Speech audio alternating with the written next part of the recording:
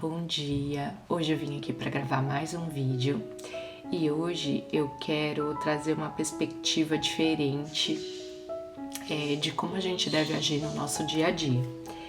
Eu vou ler Mateus 16, a partir do versículo 13 até o 17.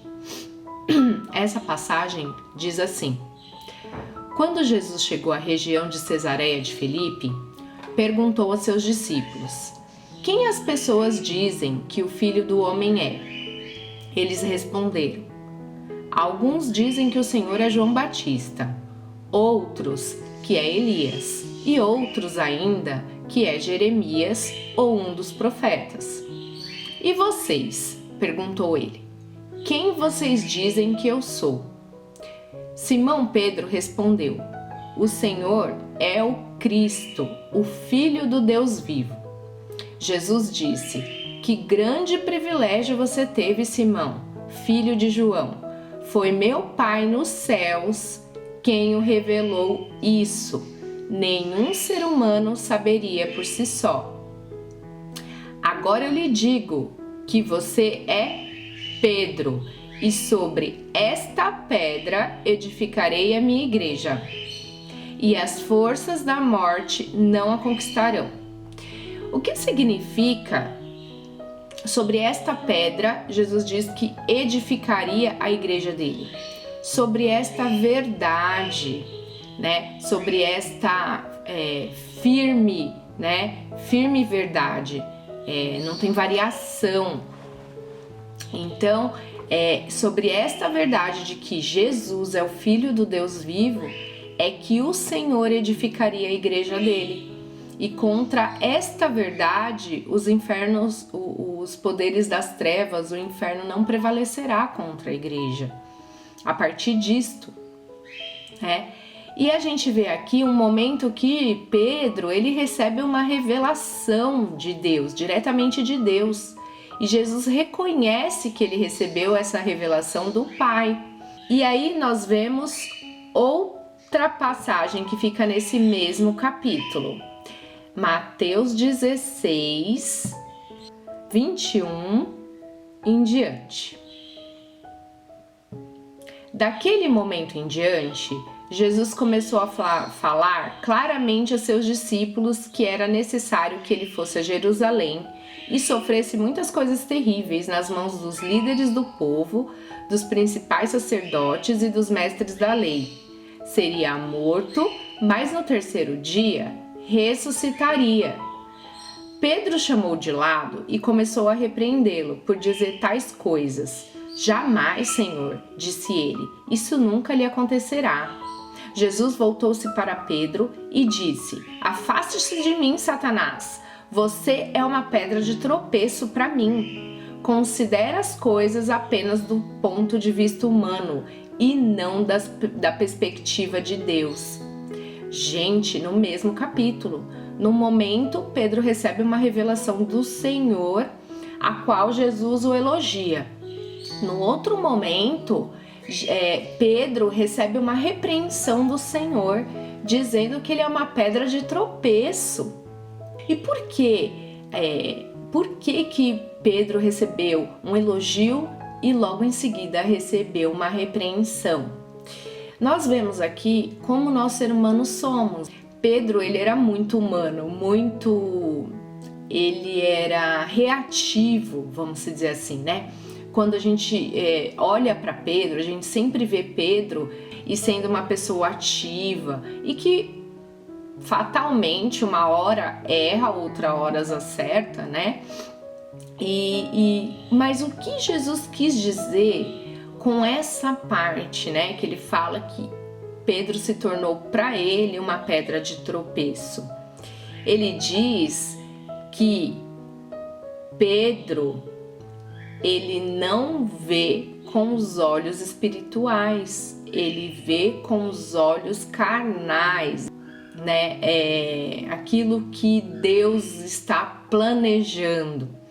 E por isso Jesus repreende, porque é como se Pedro falasse assim, quisesse poupar Jesus de morrer por nós, Mas esse não era o plano de Deus. O plano de Deus era que Jesus morresse e com isso, com a morte de Cristo, ele pudesse salvar muitos. Então Deus não estava olhando esse momento de uma forma natural, e sim de uma forma espiritual, que viria, quais seriam os benefícios que viriam depois. Então por isso que Jesus, ele repreende Pedro. Pedro é uma das pessoas impulsivas, né? E eu não sei vocês, mas eu me acho muito parecida com Pedro. Uma hora a gente tem muita fé, outra hora a gente tem uma fé que é mais abalável, vamos dizer assim.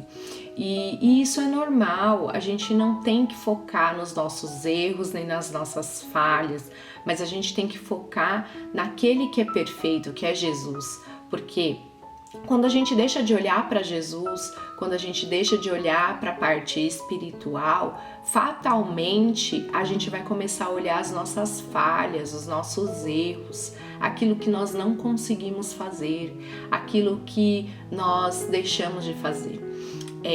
Quando eu era mais nova, eu percebi que eu queria carregar tudo nas costas, né? Como ser uma esposa melhor, como ser uma mãe melhor, como ser uma amiga melhor, como ser uma pessoa que erra menos, né? E eu buscava essas coisas, errar menos, pecar menos, ser uma boa esposa mais amável, ser uma mãe exemplar. E tudo isso a gente agrega um peso na nossa vida. Quando a gente tira Deus da jogada e acha que a gente consegue fazer tudo com a força do nosso braço, nós vamos carregando pesos cada vez maiores e sem perceber. E quando nós começamos a olhar para nós percebemos que nós não conseguimos, de fato, fazer tudo aquilo que nós mesmos planejamos, né? E eu percebi, lendo essas passagens de Pedro, que Pedro é uma pessoa como nós. Pedro, ele não mede esforços para querer fazer, para querer participar, e umas horas ele acerta, né? Como Jesus reconheceu aqui que ele recebeu uma revelação do Senhor, mas outras horas a gente erra, né? Porque a gente olha para as circunstâncias. Uma outra passagem que eu vou ler de Pedro é Mateus 14, versículo 25, que diz assim: Por volta das 3 da madrugada, Jesus foi até eles caminhando sobre as águas. Quando os discípulos viram caminhando sobre as águas, ficaram aterrorizados. É um fantasma! Gritaram cheios de medo. Imediatamente, porém, Jesus lhes disse: Não tenham medo, coragem, sou eu. Então Pedro gritou: Se é realmente o Senhor, ordene que eu vá caminhando sobre as águas até onde o Senhor está. Venha, respondeu Jesus. Então Pedro desceu do barco e caminhou sobre as águas em direção a Jesus. Mas quando reparou no vento forte e nas ondas, ficou aterrorizado, começou a afundar e gritou: Senhor, salva-me! No mesmo instante, Jesus estendeu a mão e o segurou. Como é pequena a sua fé, disse ele. Por que duvidaste? Por que duvidou? Nós vemos aqui que enquanto Pedro percebeu que ele precisava de uma palavra do Senhor para andar sobre as águas. Então ele pede essa palavra: Senhor, deixa eu ir até aí com o Senhor, né? Eu quero ir até o Senhor. E aí Jesus fala: venha. Mas ele começa muito bem, ele começa caminhando sobre as águas. Só que Pedro deixa de olhar para Jesus e começa a olhar para a tempestade, começa a olhar para as ondas, começa a olhar tudo ao redor dele, e como ele fica aterrorizado. E aí ele começa a afundar. Então, qual lição a gente aprende aqui? Que quando a gente olha para as circunstâncias, para aquilo que está acontecendo à nossa volta e não olhamos para Deus, não focamos a nossa mente, o nosso coração nas coisas que são de Deus, a gente afunda, a gente acaba perdendo a nossa vontade de viver, de fazer, Por quê? Porque a gente está olhando para aquilo que a gente está fazendo no momento e aquilo acaba nos desanimando pelo fato da gente ver o tamanho do problema, o tamanho da dificuldade. Mas quando nós olhamos para Jesus, nós sentimos segurança. A gente começa a pensar que nós precisamos trazer à mente sempre trazer à mente aquilo que te traz esperança. Em Lamentações, 3:21 diz que a gente precisa trazer à memória aquilo que nos dá esperança. Jesus, ele diz que Pedro tem uma pequena fé. Ele fala, homem de pequena fé, por que duvidaste? Pedro, na verdade, essa fé que Jesus diz não é uma fé de medida pequena ou grande. Essa fé significa em grego oligopistos, que significa uma fé de pequena duração e não o tamanho da fé em si. É uma fé de pequena duração. Já quando Jesus diz uma fé, uma grande fé, essa palavra é pistis, que significa uma fé de longa duração. E quando Jesus usa isso, essa grande fé, ele fala com a mulher que queria a cura da filha dela, que a filha estava endemoniada. E Jesus fala que não pode jogar o pão dos filhos para os cachorrinhos. E ela diz, Senhor, mas até os cachorrinhos comem das migalhas que caem da mesa de seus donos. E aí Jesus diz para ela, mulher de tão grande fé.